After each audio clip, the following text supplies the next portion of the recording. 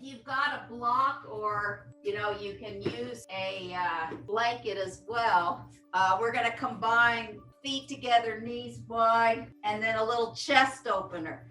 So you can put a block or the blanket underneath the shoulder blades and then bring the feet together, knees wide. Or if you've got pillows, there's so many ways. I got out a bunch of props tonight. Yeah, so you could just like roll the blanket or underneath the shoulders, but you can also add the pillows or blocks to support your thighs, or big, whatever it's called. Anyway, feet together, knees wide. But it's sort of Supta Baddha Konasana with a little bit of chest opening. And the chest opener sort of keeps you quite awake. It depends on your hips, like how much support you want. I mean, generally we try to bring the heels closer, but sometimes that's just not in the to-do ability today. And then of course you can always use belts there too. But it's easy enough to just put little pillows there and then lie back to get a bit of a chest opener.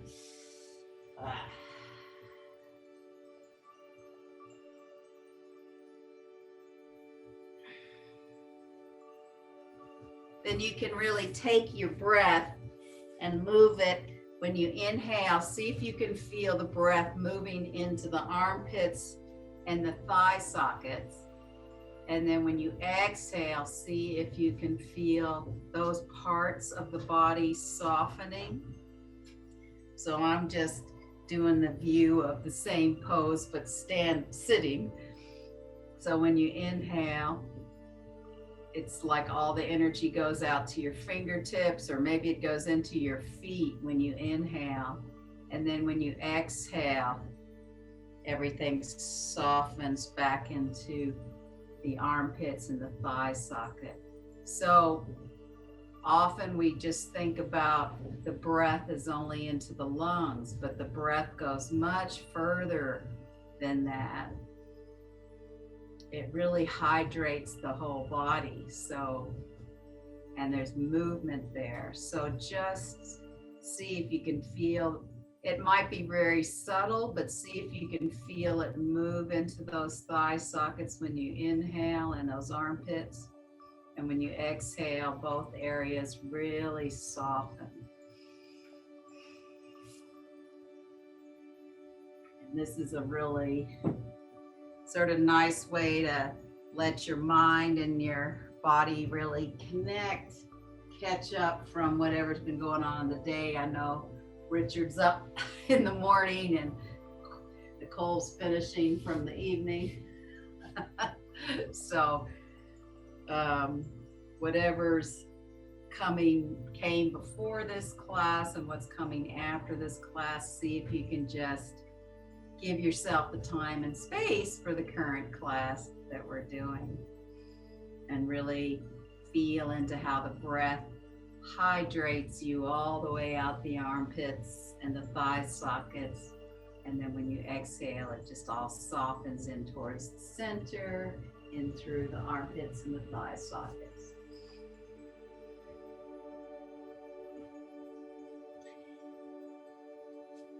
And then just take 2 or 3 more breaths like that.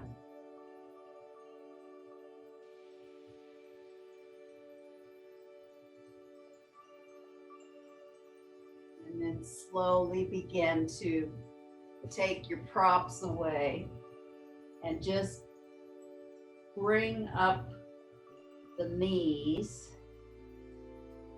and keep the feet on the floor, and just one at a time, just stretch behind the knee by holding on. You can hold on to the thigh, keep one leg bent, and just stretch behind the knee, just because that's what we were doing. We were bending at the knee, so we're just trying to open that knee like it's an eyeball. And then bend that knee down, and then bring the other leg up. wherever you can stretch it. It's just about opening up the back of the knee at this point. And then bring that back down. And we'll do a little bit of abdominals, so you can have the palms down next to you, or you can support your head, or you can bring them overhead.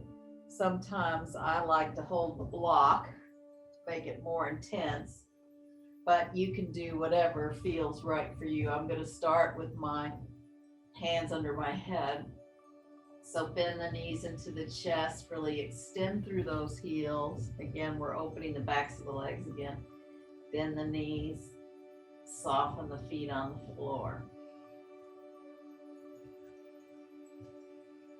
So we're supporting the movement with the breath and really waking up the core of the body, really feeling into those abdominals.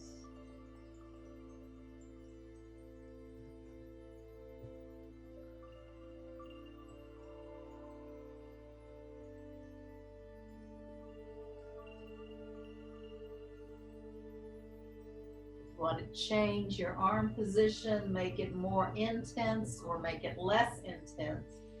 You can change your arm positions. I'm just bringing my palms together, thumbs down to the floor, working into my arms, but really I still am connected to my shoulder blades. So my shoulder blades are rolling down towards my hips. And then do 2 more.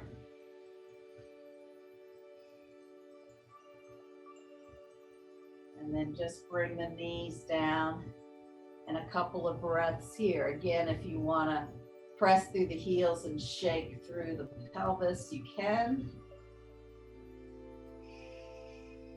And then for the next one, you can either have the hands next to you or under your head or overhead, and we'll bend the knees into the chest, and then we're going to extend one leg down, up, and one leg heel hovers off the floor.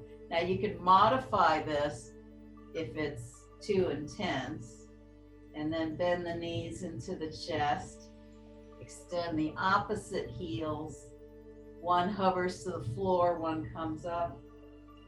Bend the knees into the chest, opposite. Inhale. Extend through the heels. Inhale. Extend through the heels. Inhale. Extend through the heels. We'll do it 2 more times, 1 more each side.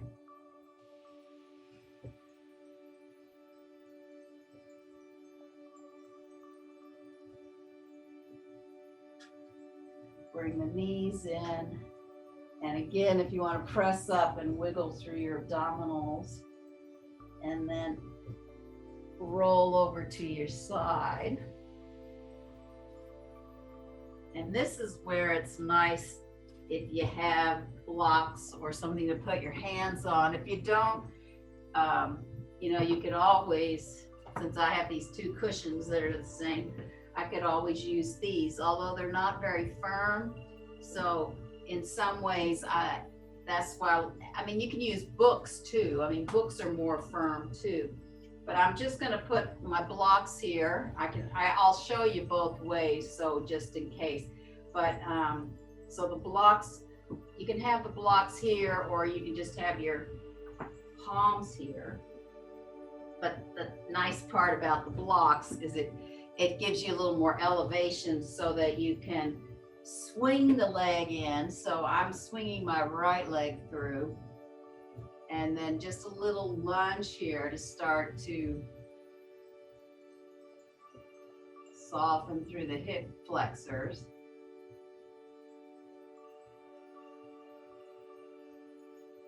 And then you can bring the hands on the leg,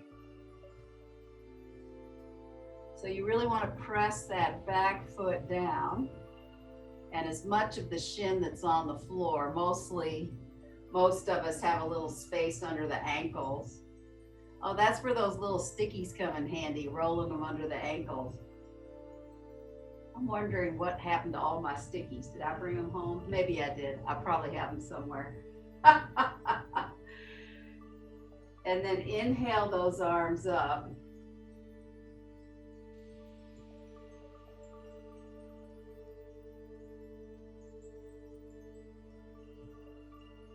And then exhale the hands down to the floor or down to the block and swing that leg in. And then swing the other leg through. So without the blocks, you're just coming with the hands here and starting to lunge forward. But you can also bring the fingertips on the floor and begin that lunge. And then you can bring the hands on the thigh. Here's where you really lift the chest up. You bring the abdominals in, lift the chest up.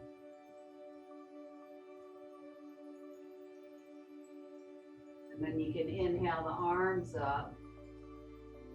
So it's kind of like lunge warrior, I guess, warrior one.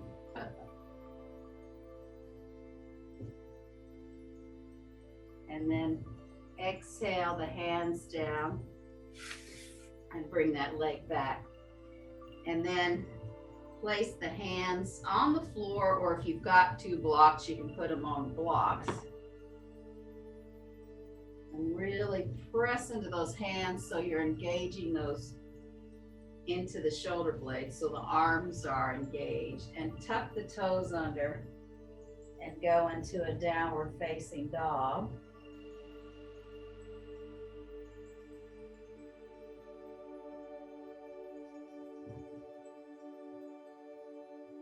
And then bring the knees down and go into big toes together, knees wide.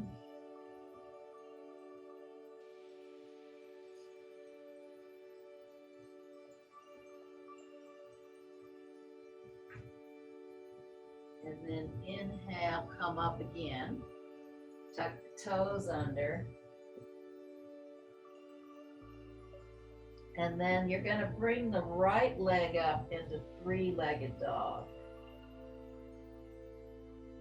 You don't have to come up very high. You can keep it quite low because you don't want to be tilting the pelvis. You want the pelvis facing down. And then bring that foot down. And then inhale the left leg up into three-legged dog.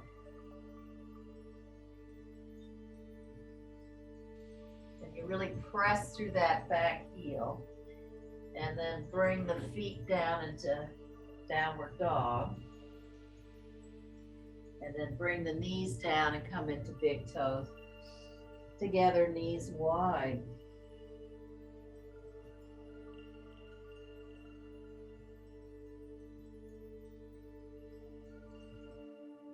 And then inhale up to all fours, and we'll go through some standing poses this way using three-legged dog. So tucking the toes under, you come into downward dog, and then inhale that right leg up, and then you bend, and you can get a little bit of abdominal work here if you hold it for a few breaths. Bring the foot between your hands, which you can also use your hand to bring that leg through. And then really stabilize the legs. See if you can float those arms up and come into warrior one pose.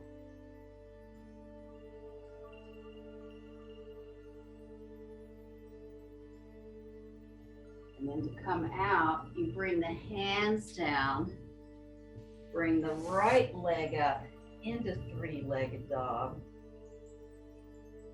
and then bring that foot down, and a couple of breaths in downward dog.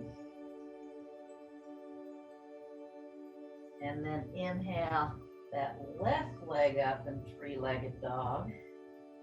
Bending that knee, placing it between the hands, and really stabilizing between the feet.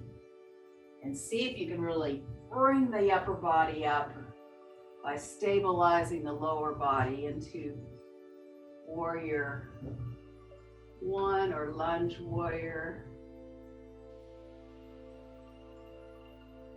And then bringing the hands down, bringing the left leg up into three-legged, back into downward facing. If you're restful here, you can have a few breaths here, or you can go into big toes together, knees wide, Adho Mukha Virasana. Because sometimes if you've got stuff going on your shoulders, it's hard to hold downward facing dog as a restful pose. We want downward facing dog to become restful, but you have to really work those back thighs to manage that. So then inhale the right leg up into three-legged dog, bending the knee, placing the foot between the hands, and then you're going to pivot the left leg down, bring the forearm on the thigh to Parsvakonasana. A couple of breaths here.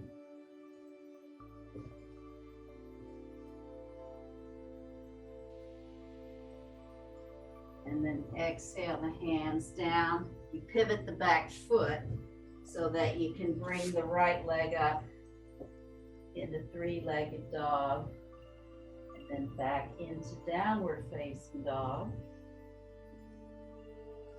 And then inhale the left leg up, bending the knee through between the hands, and then really stabilizing, put the right heel down, stabilizing the legs and coming into Parsvakonasana. Side, angle, lateral pose.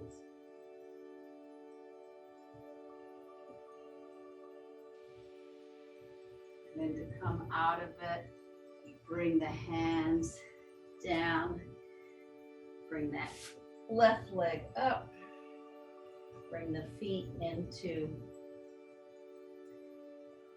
downward facing. If you want more of a rest, you come into big toes together, knees wide. Or you can stay in a few breaths in downward facing dog.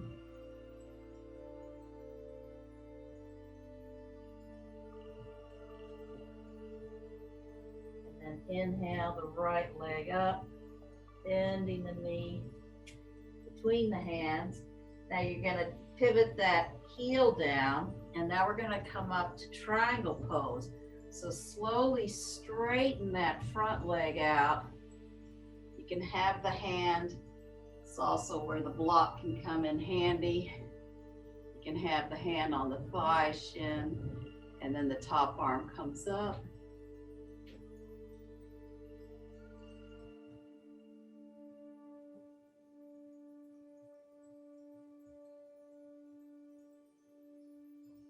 And to come out, you start to bend the front leg, hands down, pivot that back heel up, take the right leg up into three-legged, bring the foot down, and then inhale, left leg up, bending the knee, placing the foot between your hands, then you pivot that heel down, slowly straighten the front leg and then the top arm. So it's like you can unfurl like a fern. Top hand can come up.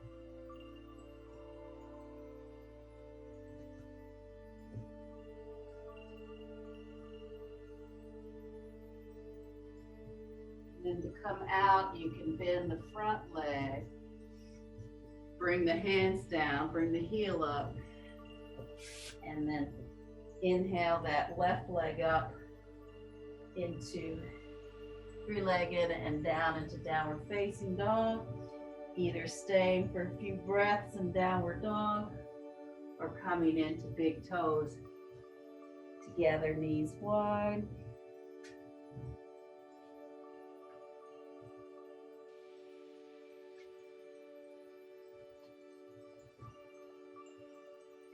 And then inhale the right leg up, bending the knee between your hands. Now, if you've got a block, it might come in handy for this pose. You're going to start to inch the back foot in and lift it up into Ardha Chandrasana, half moon pose.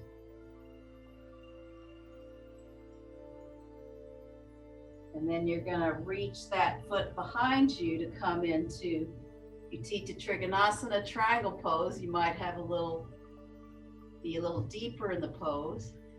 This is something I learned at an Iyengar school in California when I was out there a couple years ago.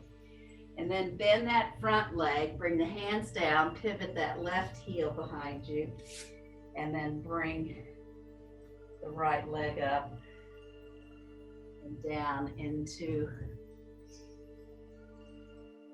downward facing dog. And then inhale that left leg up, bending it between your hands. And then if you've got the block, you can use it, or you can just bring the hand on the floor and slowly straighten the top leg up. Really press through that top heel.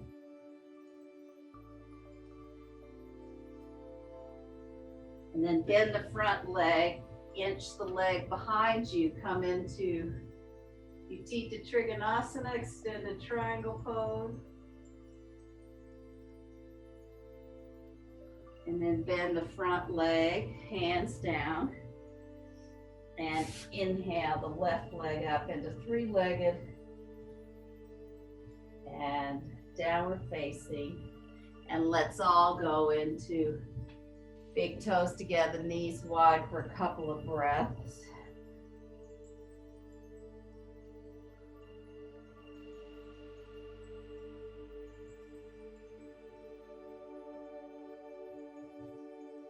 And then inhale coming up, and I haven't quite figured out how we're going to do this next thing, but we'll see how we go, because this is often where we need props. So have your block or your blanket or a cushion nearby for help. We're going to come into downward dog. We're going to inhale the right leg up. Now we're going to bring the shin a little bit forward to come into, a variation of Ekapada Raja Kopastasana, which is pigeon pose. Now, often we need a little support under so in this case, it's my right hip. Sometimes under your sit bone here, you can have a block. And then we're trying to bring that shin a little bit further forward. So for now, you can just stay here and try to adjust the hips a little bit. And it might be a little challenging to go into it the first time. You might actually need more blocks. So this is just a variation. Just trying to ease our way into it. And then take the block away, and you're going to bring that right leg back up to three-legged, down into downward dog, and then inhale the left leg up and bending it forward. So you're trying to bring the shin a little bit, the left shin more forward. You can bring, I haven't practiced this pose in a while, so it's actually nice to start to feel into it. And later in the day, it's nice. It might be harder on you, Richard, because you're in the morning, but later in the day is often a time when we have more access to hip flexibility. So see how you go. Like sometimes, you know, you might actually need a couple of blocks to come into it, you know, a little more height. And then tuck the back toes so you can lift that left leg up, coming into downward facing.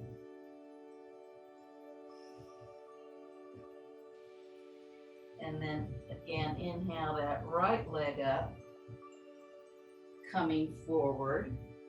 And just, you know, you have to go at your own pace in this pose because it just depends on the hips. So you might just want to stay in the beginning part of it, or if you feel a little more flexibility, you can, I'm going to get a cramp doing this, you can bend the back leg and hold on to that back foot just as a start or as the next level.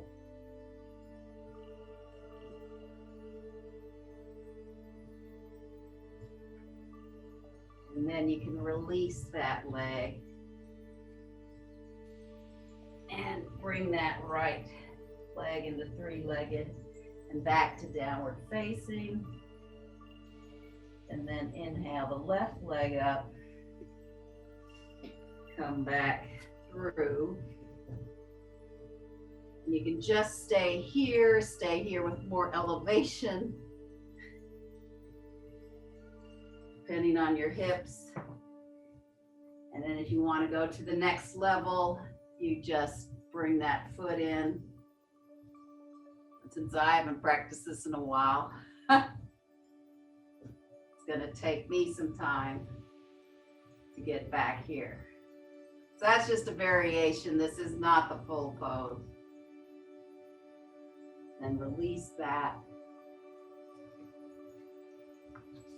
Inhale that left leg up, and then bring the knees down and go into big toes together, knees wide, a couple of breaths there.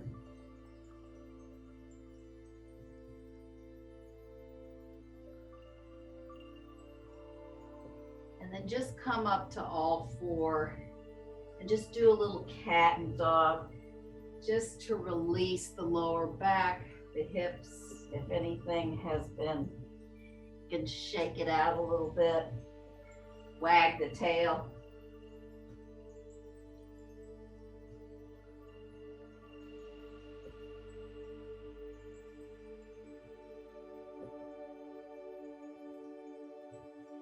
And then set yourself up for whatever you want to do for Shavasana. You can have the feet on a chair, on a couch, feet up the wall, elevation under your hips. Like I like to put my legs here and put something under my pelvis to give myself that elevation. A blanket might do there as well. Or you can just do plain old Shavasana. So whatever suits your body tonight. And then as you find yourself into whatever pose, just begin to focus on softening your breath. See if you can feel the support under your legs or your pelvis or your upper back, whatever is meeting the floor, meeting a chair, meeting the wall, meeting the props. See if you can feel that part supporting you.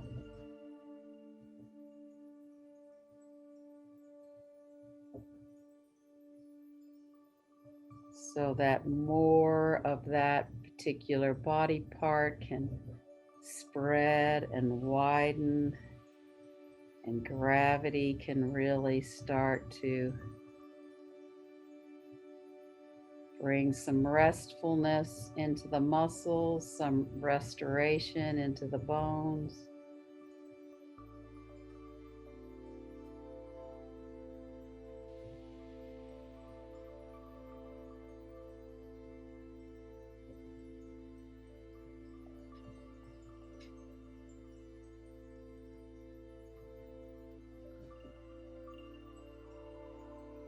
And then see if you can notice the bones in your toes and your feet, all those little metatarsal bones.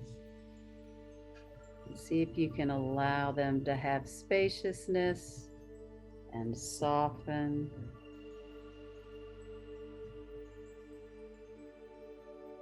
And then moving into your ankles.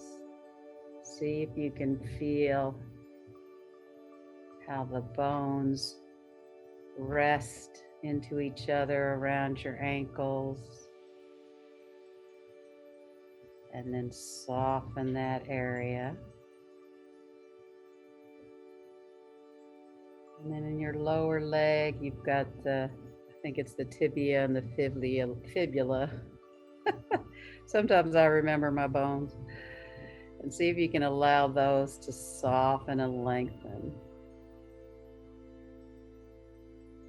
And then up in your knees, you have a lot of cartilage. So the cartilage is made out of the similar bone material, but it's a bit softer. So see if you can just soften the knees.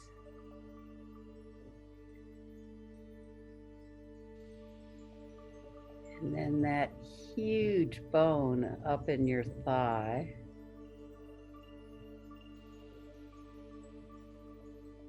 Trying to remember what it's called, but it doesn't matter. It'll come to me. See if you can just allow length in that huge bone in your thigh as it lengthens from the knees up to the thigh socket.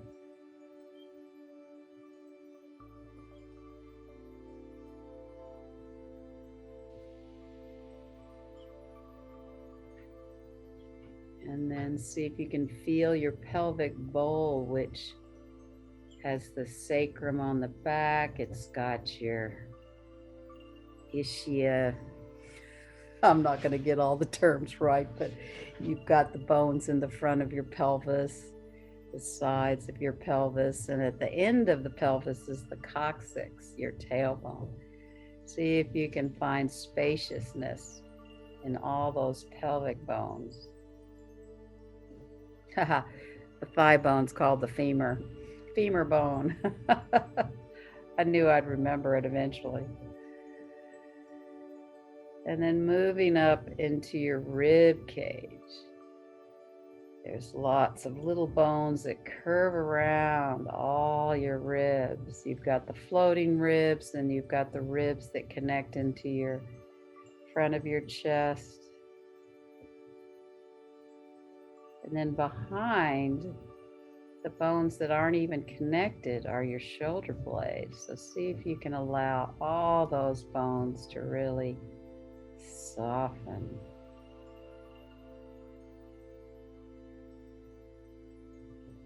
And you've got those collarbones out to the shoulder tips. Those widen. And then the upper arms, the bone in the upper arm.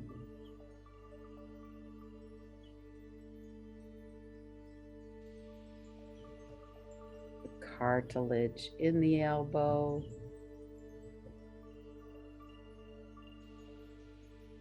Forearm, one that has two bones, the ulna and the, well, I'm not going to get that one right either. Those two bones curve and soften. The wrist bones are softening, and the hands have the carpal bones. So all those bones in your hands, there's space between all those bones.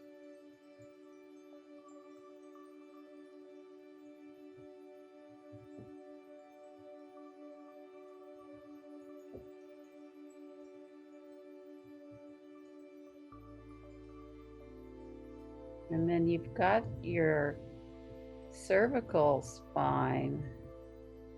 See if you can feel that length from the tailbone all the way up to the neck, where the cervical spine is, up to the head. So see if you can feel the length from inserting in the head all the way down to the tailbone.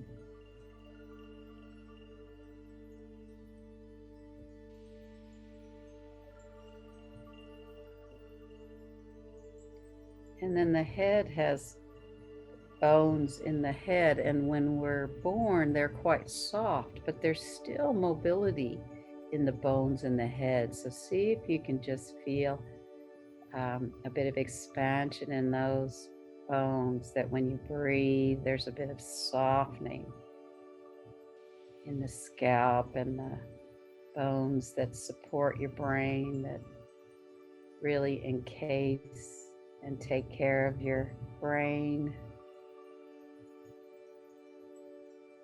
And then in the face, there's the cheekbones that run out to your ears, and the jawbone. See if you can just soften and let those become spacious.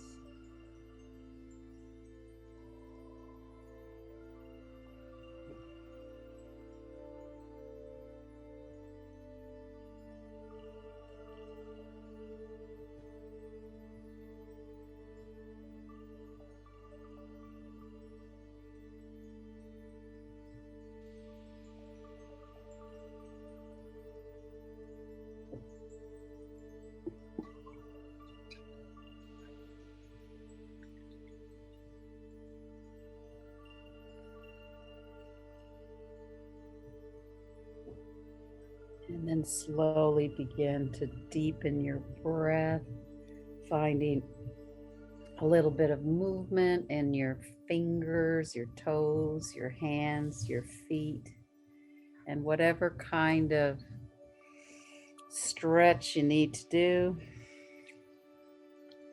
You can stretch and roll to your right side.